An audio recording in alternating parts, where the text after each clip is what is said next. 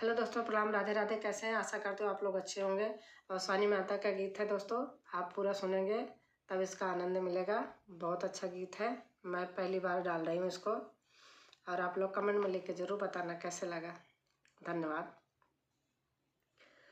चरणों में मन लगायो सानी मैया, चरणों में मन लगायो सानी मैया।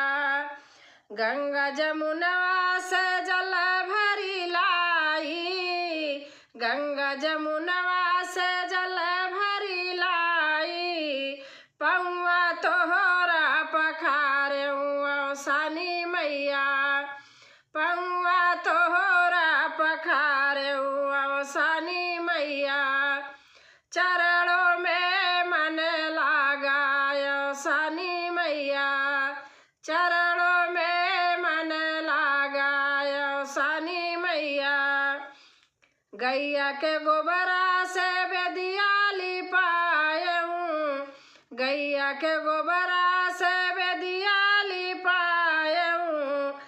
चौमुख दिया ना जलायऊं सानी मैया, चौमुख दिया ना जलायऊं सानी मैया।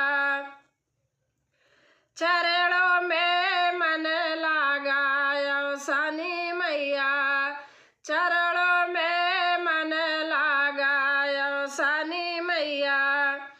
गैया का घिया नायो गुड़ मंगायऊं, गैया का घिया नायो गुड़ मंगायऊं। भोगवा तो का लगायो सानी मैया, भोगवा तो का लगायो सानी मैया। चरणों में मन लगायो सानी मैया, चरणों में मन लगायो सानी मैया। चनवा और लैया भुजायूं कुरवा, चनवा और लैया भुजायूं कुरवा दे लगाई सानी मैया। चनवा और लैया भुजायूं कुरवा दे लगाई सानी मैया। चरणों में मन लगायो सानी मैया, चरणों में मन लगायो सानी मैया।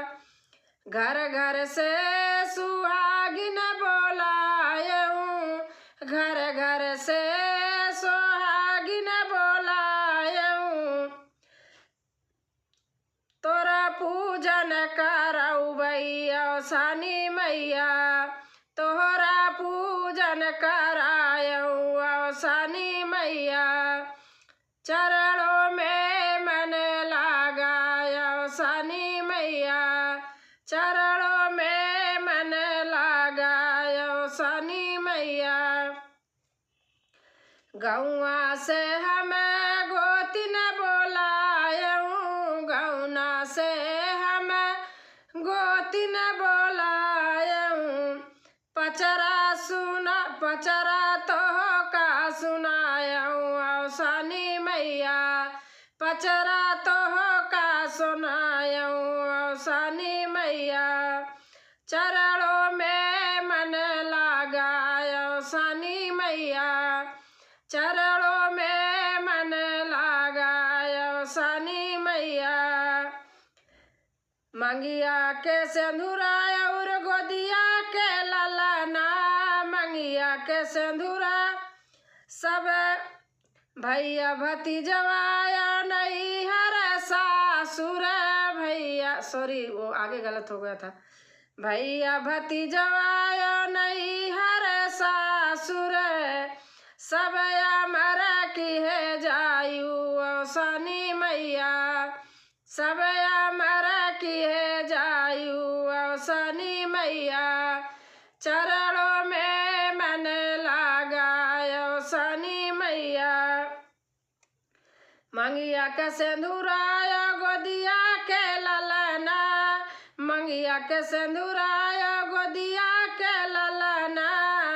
ई हैया सी सदी है जायु अवसानी मैया, इहैया सदी है जायु अवसानी मैया।